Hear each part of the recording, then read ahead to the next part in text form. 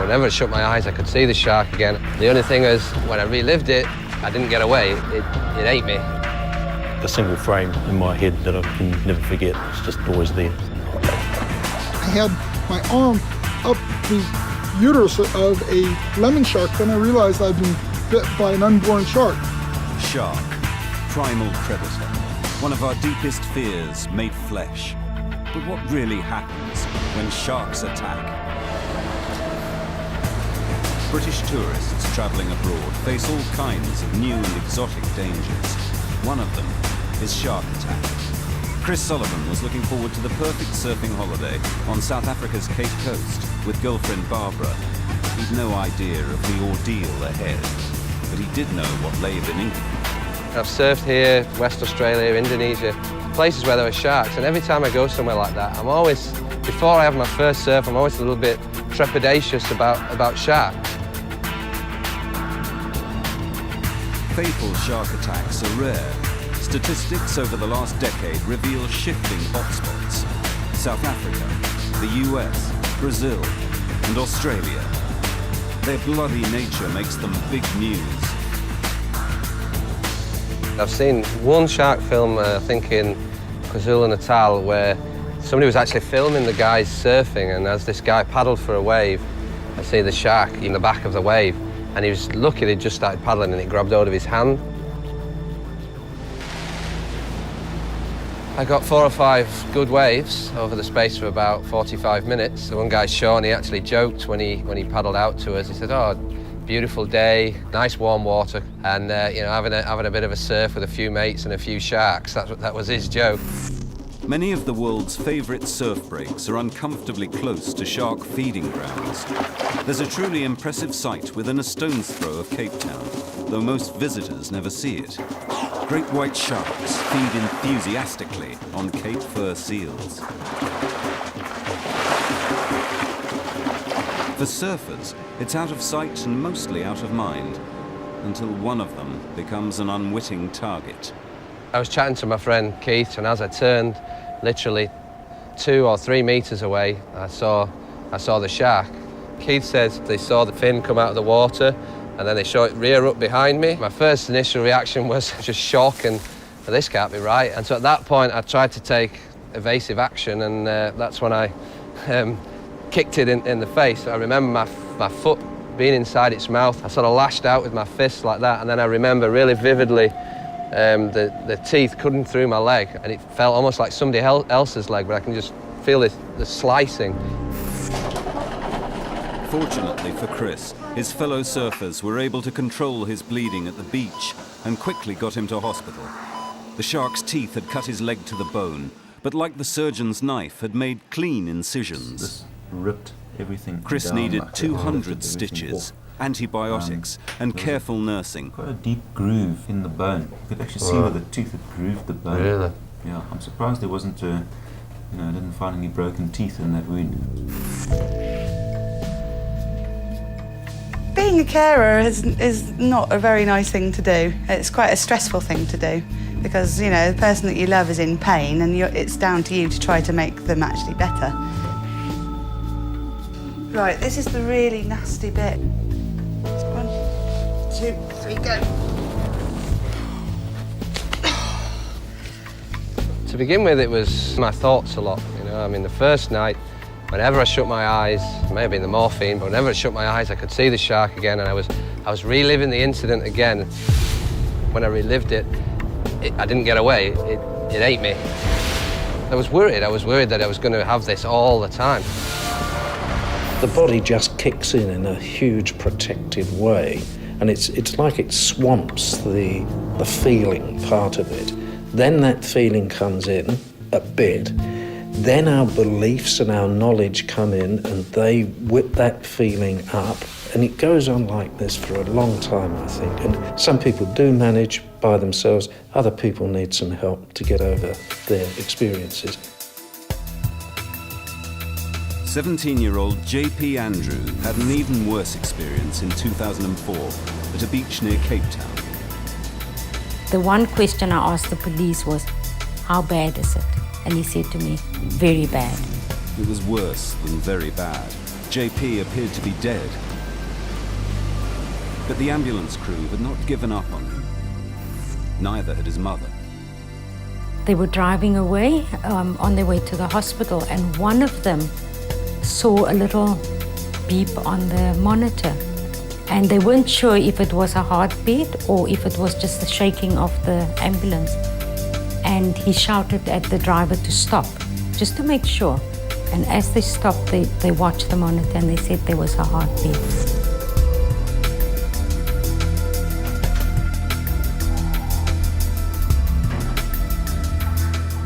I died for 30 minutes on the beach and then 5 minutes in the hospital. So I did actually go over the edge, and then I was like clinging on. Young, resilient and supported by his family, JP continues to surf despite repeated surgery. I knew that I was going to get back in the water. There's all my friends surf or bodyboard or whatever. And, you know, it's just, if it's a part of your life, you can't just kick it out. Sharks are cool. Sharks are animals. You know, if I was in the bushveld and I walk right through a lion's den and I got attacked, would anybody blame them? You know, the whole sea is their den, you know. South Africa, definitely a hotspot. Attacks by great white sharks dominate the statistics, and deaths are higher than the world average. So why do attacks like these happen, and what can we learn from them? Research biologist Mark Marks has spent his working life studying sharks, first in his native California and then in South Africa. Why do sharks bite people? Clearly, the question really should be flipped over. And it's not why do sharks bite people, but why don't they bite them more often? These are not mindless predators that are just operating on hardwired behavior. Sharks learn, they store information, they have memories, and they are very quick to adapt to a changing situation. They're very mobile in their behavior. Like any scientist studying animal behavior, Mark needs to get close to his subjects, and he's certainly done that. He approaches the animals underwater, outside the cage, free swimming with them, interacting, observing and videoing them. Mark has gained a unique perspective on shark attacks. Not only is he qualified to explain the shark's behavior, but he can also see it from the other side, as a vulnerable human being. Over the years, I've had sharks knock me around a little bit, and I've had 2 concussions. I had the top of my thumb bitten on, had to sew it. My left hand was fractured by a tail slap. The small toe of my left foot bitten by a great hammerhead, been smacked with tail swipes to the head twice, one of which I had to stitch up in the field. My arm up the uterus of a lemon shark in Belize, and I was helping deliver babies. I felt this bite, and it's gushing blood. Then I realized I'd been bit by an unborn shark, and 2 of my vertebrae fractured by a white shark twisting me around. Mark investigates an attack that happened off Campbell Island, south of New Zealand, at the limit of the white shark's range.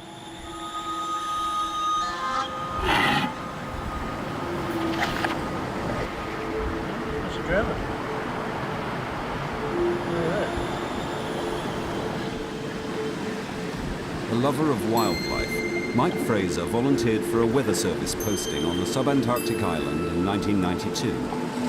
One day in April, Mike was snorkeling in the cold waters, hoping to get close to the southern right whale.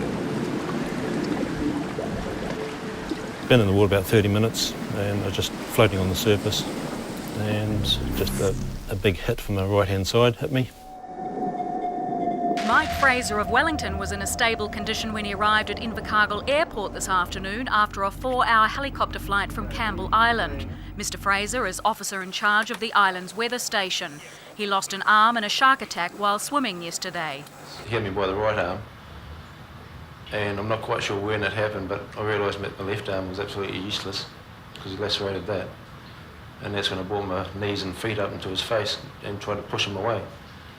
And I think that's when my arm came off. Mike probably survived because the frigid water helped stop his bleeding. But he had to endure an entire night on the beach waiting for a rescue helicopter to fly 700 kilometers from the mainland. And you never saw the shark coming, but the impact comes from the right. Yep. After the initial hit, I got taken underwater. I didn't know what it was, and when I got back to the surface, I looked across to the right-hand side, and there was a big shark head with my arm down its mouth. What orientation is the shark to you? Where is its snout pointed? The snout's pointing over my right-hand shoulder, with my arm down its mouth and its eye about there. And it's just like a single frame in my head that I can never forget. It's just always there. What we've got is you being struck from the right, impact. There's some movement that had to happen underwater. Either you turned or the shark did.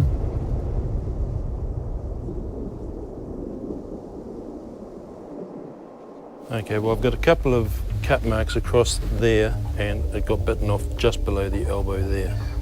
These injuries down here, these are from the lower teeth of the shark's jaw. The shark comes across your body, cutting across horizontal at the surface.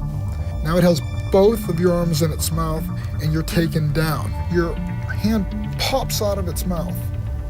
You've got this turn, and that's where you look up and you see the right side of the shark's head. That's where you lose your arm. Because that's kind of the position, do you agree? Oh, definitely, yeah, it was over the right hand like that. And that certainly explains it. I could never figure out why or how the damage on this left hand, because it just went in and out so quick, I just can't recall it even being in there. Forensics tell the story. Mark's work can help victims of shark attacks understand what happened to them, an important step on the road to recovery. Mike Fraser felt compelled to return to Campbell Island to learn more about the area's white sharks.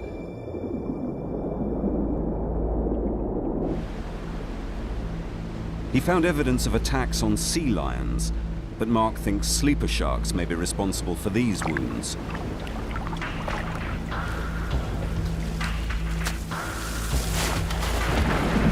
Mike also discovered historic accounts of white sharks feeding on whale carcasses. White sharks will eat fish, seals, and even seabirds, but whale blubber is a high-octane prize they'll gorge on. Humans rarely become prey, but when they do, the results are shocking. It was savage, it was quick, and it came from nowhere. A massive white pointer on a grey, misty Cottesloe morning. It charged first at 48-year-old Ken Crew, taking his whole leg in just one bite. It then turned on lawyer Dirk Avery, who frantically scrambled onto a reef and tried to kick it away. 5 years later, at the beach where a white shark injured him and killed his friend Ken Crew, Dirk Avery still swims regularly. Dirk and Ken were members of the Sea Slugs, a group of social swimmers who have swum at the beach without incident for years. Shark biologist Mark Marks analyzes the attack with Dirk Avery. Could you just kind of relate back to me, kind of a summary of what happened? There were a group of about 8 of us that morning, which normally swam, and 6 of them went ahead, and Ken and I were just having a bit of a chat on the beach because we had a love of same sort of music and talking about, etc.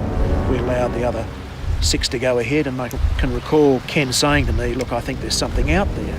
I said to him, "Look, it's probably only a seal, Ken, because you get a lot of seals migrating up and down the coastline here." So after that, I suppose you might call reassurance, we both got in the water and swam out.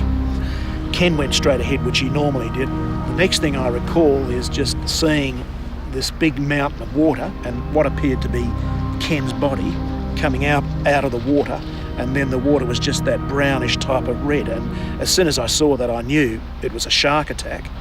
And the next thing I recall was the shark was coming at me and this big dorsal fin approaching, and I would have probably been in waist-deep water just off the reef. And the next thing I recall was that the shark was attacking me and had my right foot in its mouth. For Dirk, one question still looms large. What I was a little bit mystified about is why the shark would have singled out probably Ken and myself when there were so many other people in the swimming area. Often white sharks will single out prey items or objects they're interested because it's easier as a focal point to pick out an individual that's separated than to move into a group where it's quite busy. I've watched white sharks take seals, for example, literally in a raft of, say, 50, 60 seals. They kind of move around the outside and eventually end up selecting the animal that's cut away from the group. That would sort of fit in with the scenario on that tragic day, in that Ken was on the outer and on one side, and I was on the outer on the other side. So very likely, the surface of the sea is not a place I want to be. You have to break the water. Now, a relaxed swimmer might do an even breaststroke, but that's not what most people do. They freestyle, and that freestyle means splashing. That kind of sound, that kind of vibration is interesting to a white shark. Personally, I would prefer my swimming to be in a pool rather than the sea.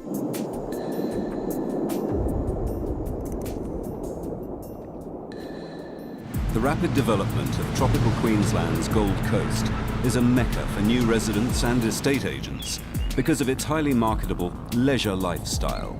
It's the last place you might expect a shark attack.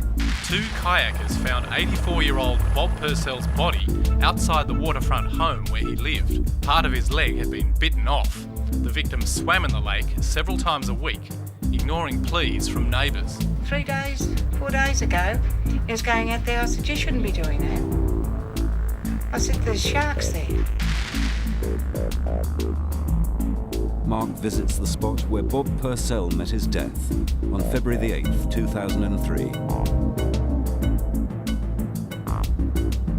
How can shark attacks happen in these tranquil surroundings? 2 people died here within a few weeks and just a few hundred meters of each other. The species best suited to take advantage of these developments is the bull shark. Bull sharks have an incredible physiological tolerance for low salinity water. What that means is that it enables them to move between salt and fresh water. They've even been known to go hundreds of miles from the sea.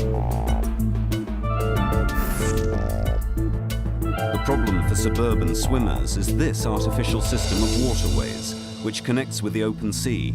Small bull sharks enter through these tidal sluice gates. If food is plentiful, they can grow big, maybe even too big to leave the system. The canals are an ideal habitat, rich in prey, so many sizable bull sharks live here, seldom seen. Neil Martin tells what happened when his 23-year-old son, Beau, went for a late-night swim with a friend. They thought they'll go for a swim and then call it a night. Dave said he heard him yell. Dave then swam over towards the noise, and when he got over there was no one there, and that's the last we seen of Beau. So early on the third morning, I got my kayak. I paddled down into where the debris floated, and that's where he was. I found him there. I realised that his lower part of his leg was missing, and that's when it dawned on me he'd been taken by a shark. Something like this, it just brings me back down to my knees. I'm so humble and I'm devastated.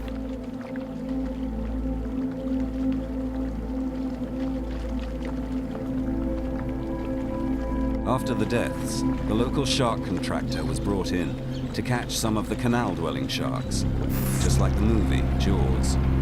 The authorities were seen to be doing something, however ineffectual. Queensland's ocean beaches are already protected by shark nets. The news media went into a feeding frenzy. 3 bull sharks were caught. Not one with human flesh in its stomach. I don't blame the sharks. The sharks live in there. They don't, they're just animals. They need to eat, and as we do. But as I say, if they live in there, we shouldn't swim in there. In the cases of Bo Martin and Bob Purcell, both were swimming in poor light conditions.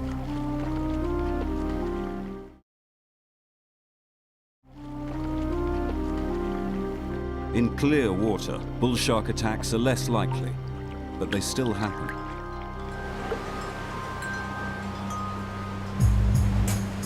Dr. Eric Ritter has spent many years in the Bahamas studying the animal's behavior and introducing others to them. The animals are hand-fed to bring them in close, while the students are taught not to show any signs of panic. TV crews are attracted too, as man and beast draw ever closer.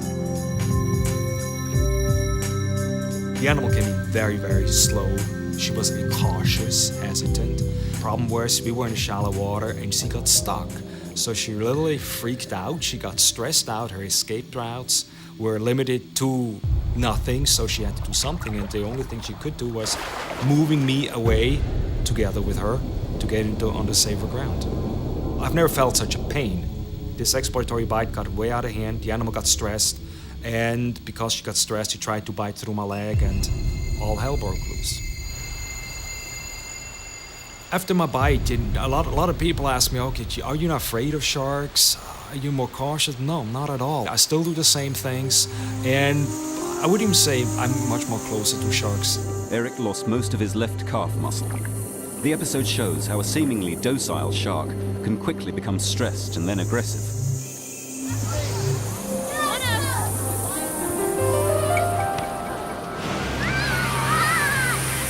Hordes of holidaymakers plus lots of small sharks equal many small bites. That pushes up the overall attack numbers. That makes fatality rates in the whole of the USA look very low. Deaths make up just 2% of attacks. Compare that to the global figure. Worldwide, 10% of all attacks are fatal. Hawaii also has lower death rates. That's remarkable, with so many swimmers and surfers, and the nature of its dominant shark, the tiger.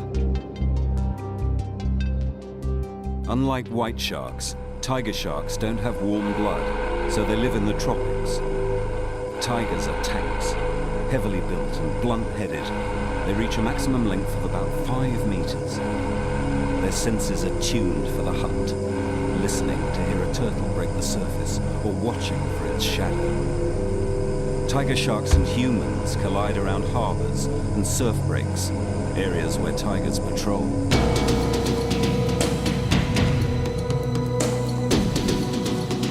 When a tiger shark hits a person, it's usually a surfer, because surfers are in the tiger's preferred habitat.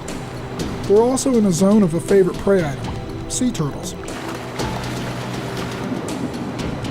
The tiger packs a powerful bite to penetrate the shell of the sea turtle. It twists and turns, its sharp teeth cutting through shell and flesh like a power saw.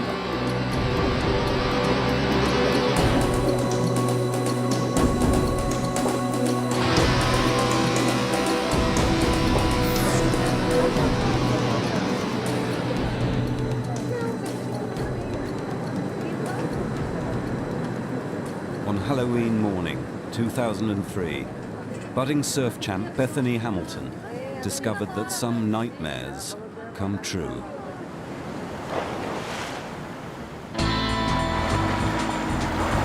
Although they don't often see them, Hawaiian surfers ride with tiger sharks every day, so it's lucky that they seldom think of humans as food.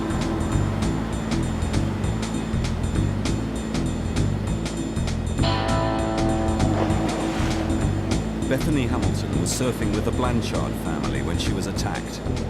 We were all sitting, in a group pretty close together, not more than probably 10 or 15 feet apart from each other. All of a sudden, she says, I got attacked by a shark. And then I thought it was like a joke at first. It took a while after we saw it to really understand that it happened.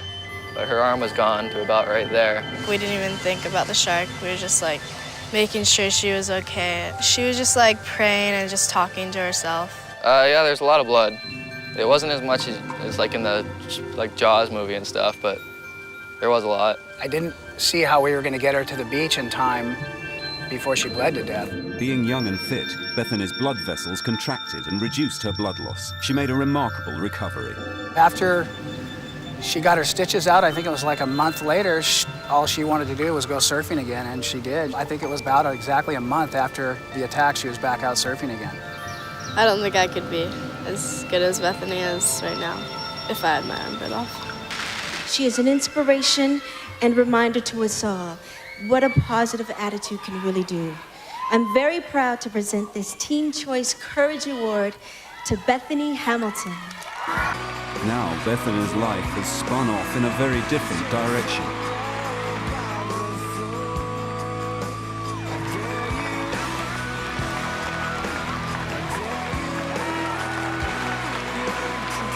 During the Bethany Hamilton incident, a fisherman did go out and catch a large tiger shark in fairly close proximity to the area. The jaw size seemed to match the bite marks on the board. However, we don't really know if that was the animal involved. The situation portrayed in Jaws where sharks are actively hunting people, we know is just totally false. Unlike Jaws, tiger sharks almost always abandon their human victims after one bite. They're ocean wanderers, patrolling a large area in search of seasonal food like nesting turtles or fledgling albatrosses.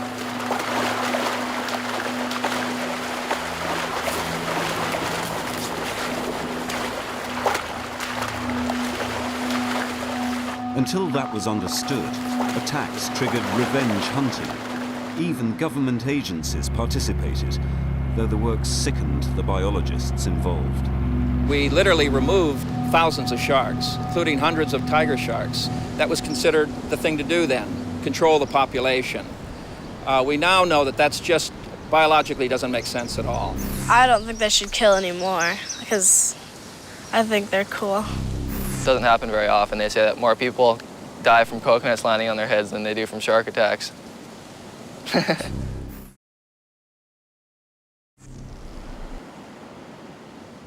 In the cold waters off the northern California coast, marine mammals are growing more and more numerous and are a rich food source for big white sharks.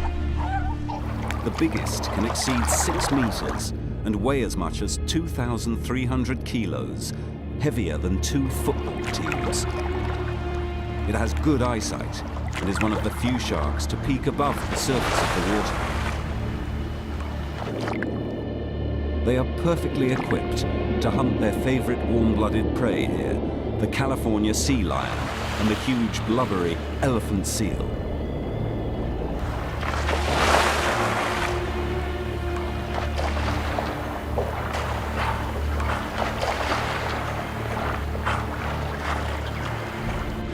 White sharks strike hard and unseen, often from below. Predatory bouts look like what they are, feeding events. The way you act when you want that snack is not the same as when you have this biological need to feed, when the body is screaming, fuel me, I need the nutrition.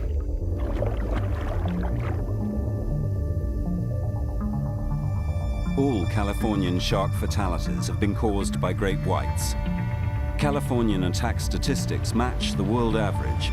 There have been 2 deaths here in a decade. One of them, 51-year-old Deborah Franzman.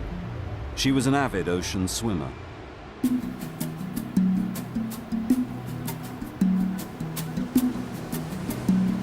Pam Willett swam with her just a few times. She will never forget how she heard of her friend's death. I had a message on my telephone. Was this Debbie? In the news, she said there was this woman that was killed at Avila that day in a shark attack. Well, and I said, oh, no, that's not her. I decided out of curiosity to watch the news that night. When her face just exploded on the screen, it was real shock. It was a real shock.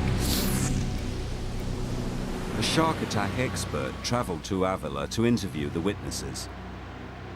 One of the witnesses on the pier observed Deborah in the water with the seals, and while looking directly at her, suddenly there was a splash of all of these bait fish exploding from the water, followed in a split second by the seals in a starburst effect, shooting out away from the center where Deborah was located. And of course, within the blink of an eye, she was struck by the shark. The shark had almost bitten her in two, snapped her femur and severed her femoral artery, and she bled to death quite quickly. We would swim out in the water. We would maybe pick our heads up and see some seals nearby, and we would swim away from them, keep a safe distance from them.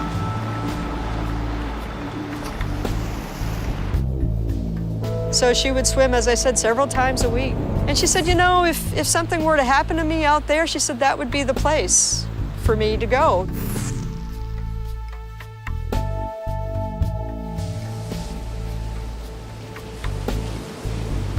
How does an expert study sharks at close range and still avoid attack from these sophisticated predators?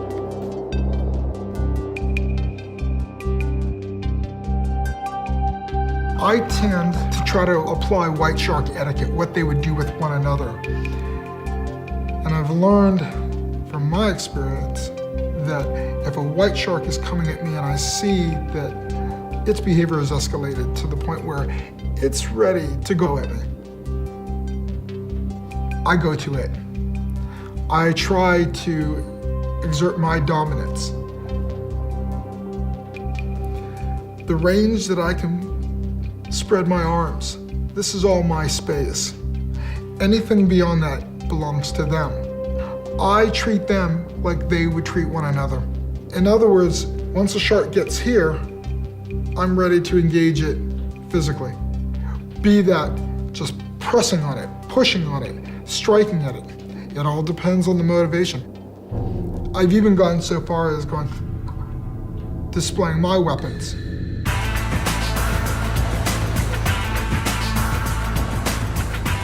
Young and bulletproof, surfers have the most robust attitude of all to the risk from shark attack.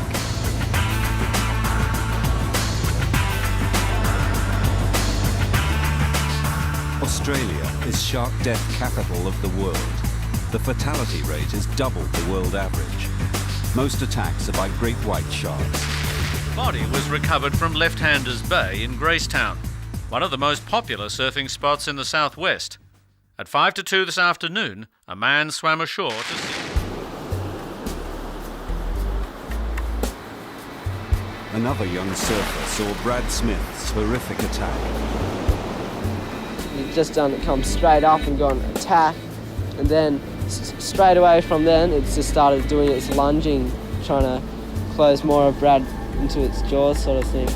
He's fallen off his board, he's looked like seen what's happening with his board broken and the shark coming into him, and he's gone like that and sort of punching it like that to try and backpedal and stop it. He had a few marks where the shark's been lunging onto him like this. Don't think he had anything from about there upwards. His leg there was actually been severed in half. It was only hanging on by like just the skin. The bite across here where he's sort of been disemboweled, as soon as Brad was stopped moving, the shark disappeared straight away. And that's when the smaller shark started making a circle and coming towards me. That's when I thought, oh, far out, I better get this wave coming through. It is clear that the initial motive behind the shark was predatory. It strikes him very hard and it follows it up with repeated hits. And then it breaks contact without feeding and leaves. Biologist Mark Marks uses all the raw data he can lay his hands on. The physical evidence left over doesn't lie. So now it's a part of forensically piecing it together. You can study wound pattern, tooth impressions. Every attack leaves bite marks on equipment and flesh. These help Mark deduce the nature of the attack the species of attacker and its motives. It's not so far from what a crime scene investigator would do with a piece of evidence.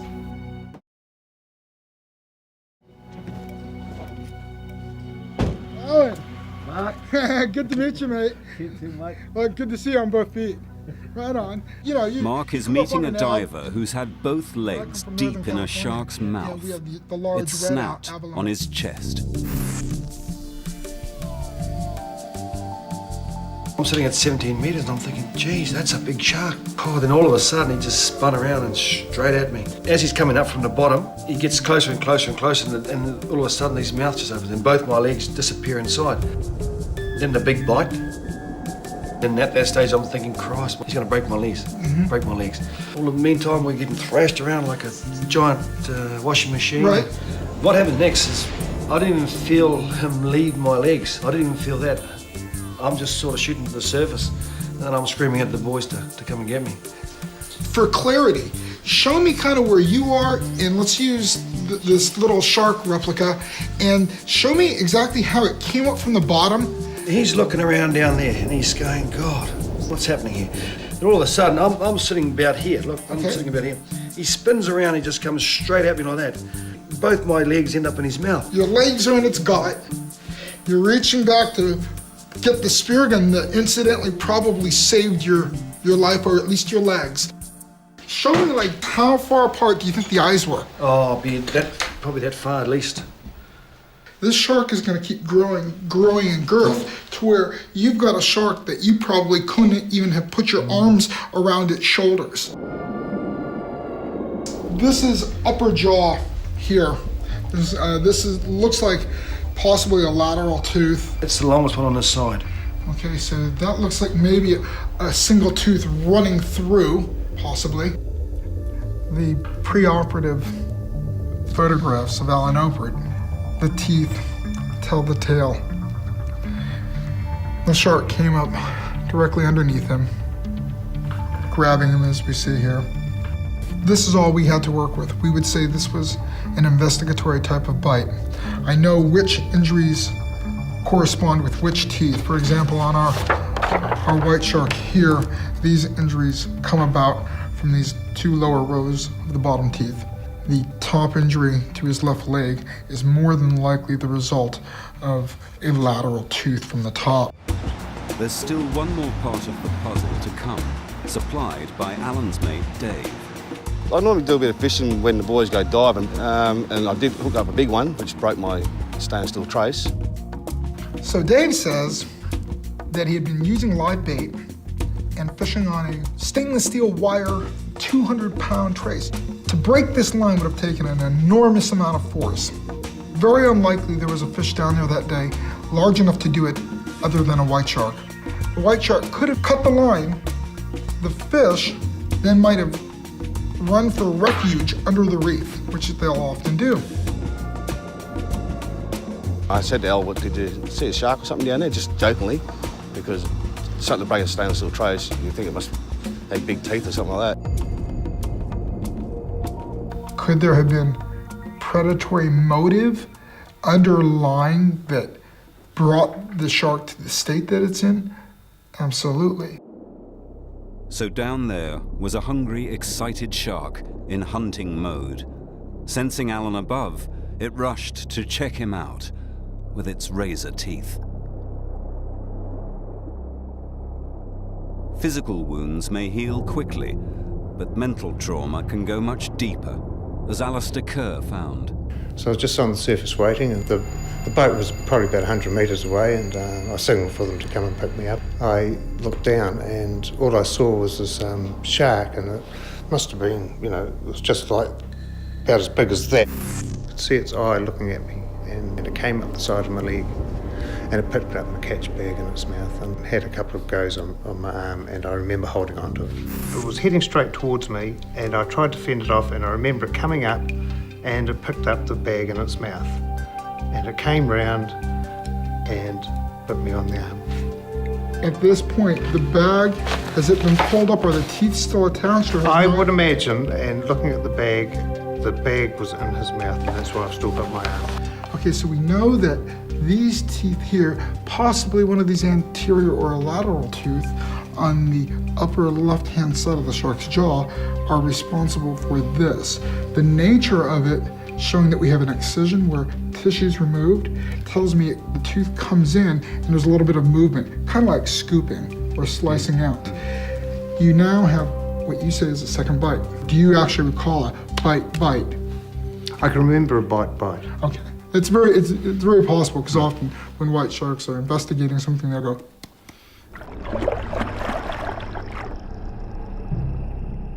Out of a life experience, out of 10, you'd have to go to 11. Because, you know, as I said, not many people experience what I've been through. It took me 3 months to actually get back into the water. And when I was diving, you know, I'd get awfully fearful of, you know, keep looking around, you know, I'd get a sore neck, you know, looking around for sharks. And they came across probably 1.5 metre sand shark, and it was just a sand shark. But it was the shape of the shark, and how incredibly fast they can move in the water. And I just couldn't handle it, and went to the surface and went onto the boat and just broke down and cried, you know. It's just so fearful. And it just brought all those feelings back.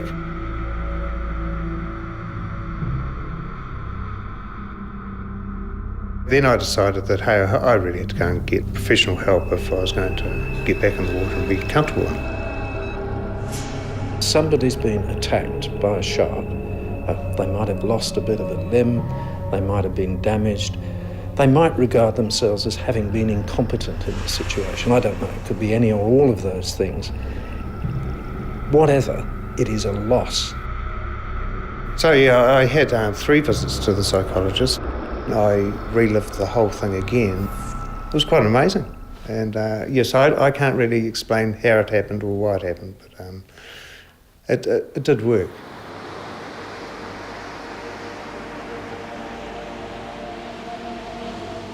There are few that can relate to the experience of having a shark bite them or coming in very aggressively. I know what that feeling is like. Should we be afraid of sharks? No. It's irrational for us to worry about the chances of encountering a shark that would bite us. We are not part of a shark's diet. That being said, you should certainly stay aware. You cannot go into any wild environment and be switched off. When we enter the water, when we enter the wild, we enter the food chain. Sometimes, very rarely, humans are treated as prey. Years of research have convinced Mark that sharks aren't mindless killers. They're mindful predators. White sharks represent the beauty of nature. I fear that we could be the cause of the demise of this wonderful work of life. Perhaps surprisingly, many shark attack victims agree with Mark's view. What happened to me was just something out of the blue. You know, I just can't see the point in going out and catching a white shark. I think they should be protected. For some, the lure of the ocean remains so strong that they can't wait to get back into the water. So when your heart's going to that arrow.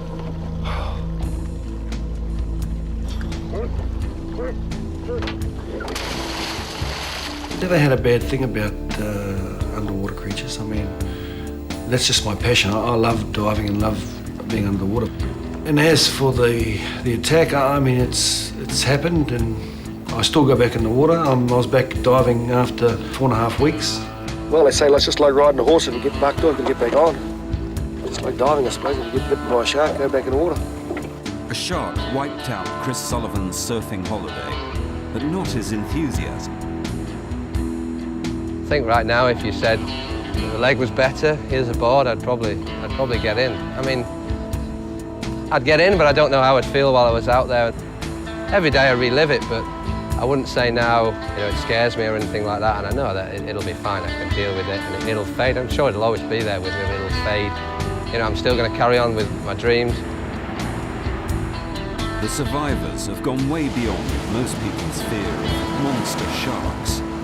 They have been inside the predator's jaws and lived. And yet their message is not revenge, but respect for these beautiful killers. The truth is, we humans barely even figure in the waters that sharks rule.